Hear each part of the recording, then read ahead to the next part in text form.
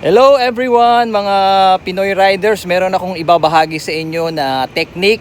Marahil ay yung mga veteran na sa pagra-ride, alam na itong technique na to. Pero sa mga baguhan pa, kayang-kaya nyong gawin itong gagawin ko kasi ito yung ginagamit sa technique sa big bike para ilipat nyo yung posisyon doon na madali. Halimbawa, kunyari masikip. Ito papakita ko sa inyo. Sana makatulong tong video na to, no, lalong-lalo na sa mga big bike owners na katulad ng Z500 SE model 2025. Ganito mga idol, ganito, di ba? Nasaan ba yan? Ayan. Di ba? Ito. Pakita ko sa inyo.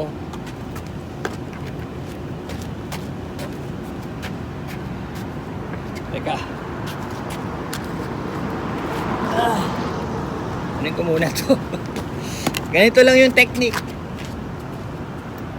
Ililipat nyo doon. Magaang. Kayang-kaya yung weight.